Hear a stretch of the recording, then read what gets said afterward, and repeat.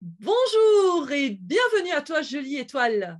Bienvenue aussi à toutes les nouvelles étoiles qui rejoignent cette première hebdomadaire.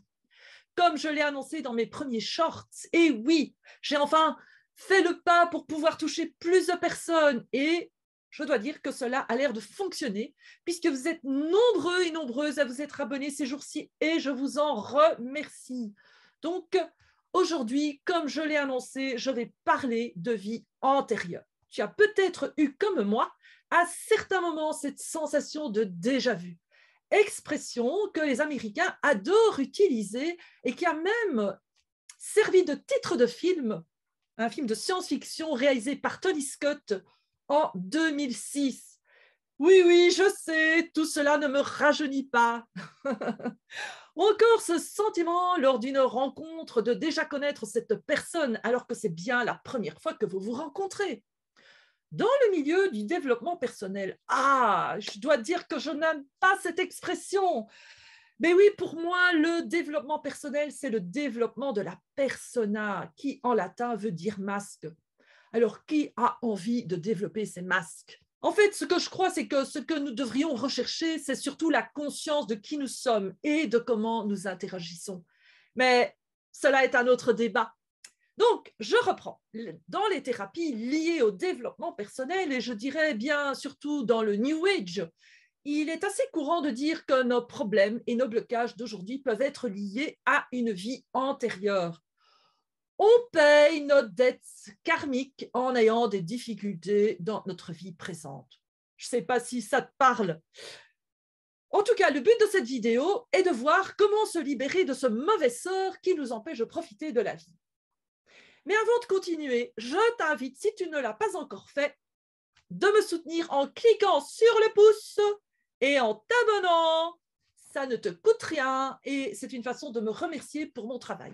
Et si tu ne me connais pas encore, eh bien, je suis Oriane Cormand et cela fait plus de 20 ans que j'accompagne les personnes en individuel et en groupe avec les constellations systémiques des familles et des organisations. Depuis 2018, je propose des formations en ligne et en présentiel pour les coachs et thérapeutes qui aimeraient inclure cet outil systémique incroyablement puissant. Alors, si toi aussi tu aimerais ajouter cette pratique à ta boîte à outils de coach, je t'invite à cliquer sur le bouton ici en haut à ta droite et découvrir comment mon programme Initiation pratique aux constellations pour coach, thérapeute et sophrologue pourrait te permettre d'optimiser tes accompagnements. Mais revenons au thème d'aujourd'hui, les vies antérieures.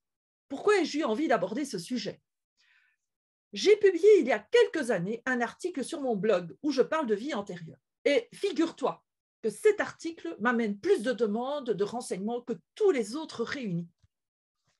Et cela m'étonne toujours car peu de gens se posent la question, et si ça venait d'abord de mes ancêtres? Je voudrais te dire, avant de continuer, qu'entre mes 18 et 42 ans, je croyais, comme beaucoup de personnes, à la réalité des vies antérieures. Pour moi, cela ne faisait aucun doute qu'il y avait des vies antérieures. Puis, en lisant Pierre Teilhard de Chardin, Jung et en découvrant les constellations, j'ai commencé à remettre en question cette conviction qui reposait sur une croyance qui expliquait finalement une grande partie de mes problèmes. Je dois dire que ce concept de vie antérieure donnait du sens à beaucoup de choses qui n'allaient pas dans ma vie. Par exemple, cela expliquait pourquoi j'avais des parents aussi durs et qui m'humiliaient. Je me disais que c'était parce que j'avais été trop orgueilleuse ou que j'avais fait du mal en manipulant et que maintenant, eh bien, j'avais les effets de ma mauvaise attitude de cette vie antérieure. Tu sais, cette fameuse loi de cause et effet. Est-ce que tu as déjà entendu parler des biais cognitifs? Tu sais, cette tendance inconsciente qu'a l'être humain de sélectionner les infos qui vont dans le sens de ce qui l'arrange ou le conforte dans sa vision du monde. Voilà ce que dit Jean-François Lenny, que j'ai trouvé sur Wikipédia, et qui est un psychologue spécialisé dans la cognition. Un biais est une distorsion que subit une information en entrant dans le système cognitif ou en sortant. Dans le premier cas, le sujet opère une sélection des informations, et dans le second, il réalise une sélection des réponses. Bon, je ne vais pas te faire un cours sur les biais cognitifs. C'est juste pour t'aider à comprendre que si tu as choisi de voir le monde, une situation ou une relation d'une certaine manière, eh bien, tu vas naturellement chercher à justifier le bien fondé de cette perception. Sinon, ce serait intenable. L'être humain a besoin de donner du sens à ce qui lui arrive. S'il ne peut pas le faire, il pourrait en devenir fou. Il en est de même avec la croyance que nous avons des vies antérieures. Par exemple, j'ai lu des histoires de personnes qui se rappelaient leurs vies antérieures et qui, en retournant sur les lieux de leur vie précédente, eh bien, reconnaissaient les personnes et même connaissaient des informations que des personnes extérieures à la famille ne pouvaient savoir. Et si je reviens à Jung, qui parlait d'inconscient collectif, ou au concept de la noosphère de Teilhard de Chardin, qui est une sorte de cloud qui contient des informations collectives, alors il pourrait être possible que nous nous connections à cette bibliothèque mémorielle et que cela nous donne ce sentiment de déjà-vu ou de reconnaître une personne que nous n'avons jamais croisée dans notre vie. Tu as peut-être déjà entendu parler des annales akashiques, qui est une sorte de mémoire cosmique qui garderait en mémoire tous les événements du monde, qu'ils soient individuels ou collectifs. Donc, si l'on considère l'hypothèse qu'il y ait cette mémoire, il est fort possible que certaines personnes ont cette capacité à capter ces informations et à avoir le sentiment qu'elles leur appartiennent.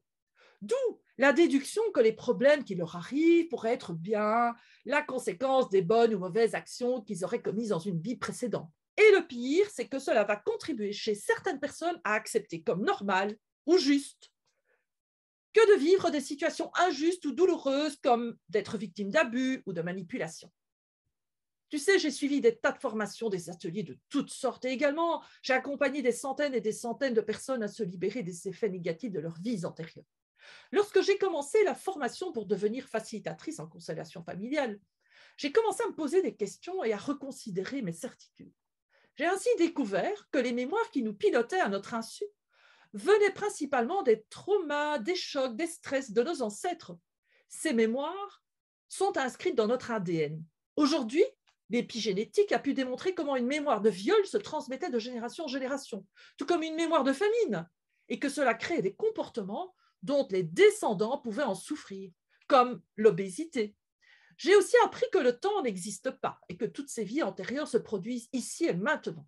Donc, selon certaines théories quantiques, on pourrait être un paysan du Moyen-Âge en France, une esclave grecque, une Cheyenne, un médecin de la dynastie Ming en Chine et un trader à Londres. Tout cela en même temps.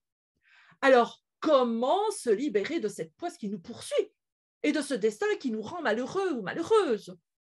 La pratique des constellations m'a appris à être ici, dans le temps présent, à rendre à nos ancêtres tout ce que nous portons à leur place tout à fait inconsciemment, à prendre la vie qu'ils nous ont transmise du mieux qu'ils le pouvaient, parfois même malgré eux, à redonner une bonne place dans notre cœur aux exclus, aux oubliés de nos familles, à accueillir les victimes qui auraient été tuées par nos ancêtres lors des guerres ou à d'autres moments. Ce que j'ai vu chez tous mes clients, c'est l'apaisement et le sentiment d'être à la bonne place dans leur vie, ce qui leur permettait d'accepter leur destin tel qu'il était. Le secret du bonheur, eh bien, c'est d'accepter ce qui est. Alors, ça te parle? Et nous voilà à la fin de cette vidéo. Merci pour ton écoute et poste ton commentaire sous la vidéo ou écris-moi tout simplement sur mon email bienvenue@coachingrelationnelsystémique.com. Et sache que pour faire remonter cette vidéo dans les propositions YouTube, tes commentaires, likes et ton abonnement peuvent vraiment faire la différence.